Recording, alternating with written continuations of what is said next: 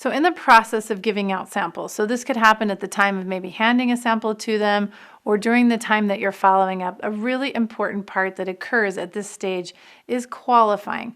This is your time to discover if they have any pushbacks or objections or other experiences going on in their life where they're just really not a candidate that you are going to move to the next level with and invite to a class. So what are the things that we're looking for? Are they really objectionable to using natural substances? And so what would you learn from that? You'd learn that maybe they need more information. So before you bring them to a class prematurely, perhaps you supply them with more information and do what we call drip on them a little bit, right? Maybe some more samples.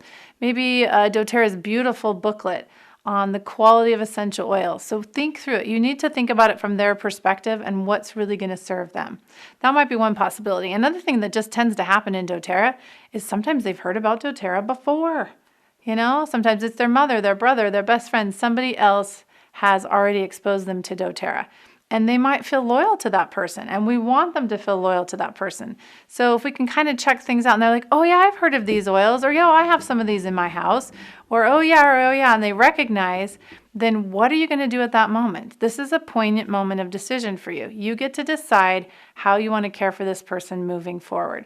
One of the first things that's very honorable to do is to invite them to return back to the person who's already shared doTERRA with them and encourage them to learn more.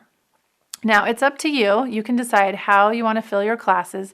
If this is somebody you really care about and you want to extend a warm invitation to them, then maybe you want to invite them anyways, knowing that you have a risk that they're going to go and sign up with someone else. And you know what? That's really okay. It's wonderful to know that in advance. One of the things that's marvelous about the doTERRA family is that we're all really open-armed and welcoming to other people. There are times when it is awkward to have somebody else's lead at your class. You're going to need to decide for yourself what's appropriate and how to move forward. But the most important thing is that you've qualified your lead and you know what you're working with.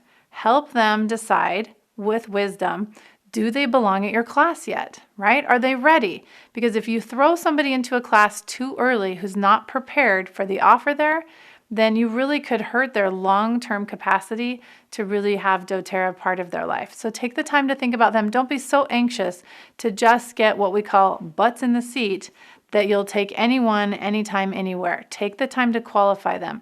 It's best for them and it's best for you. Fill your classes with people who are ready.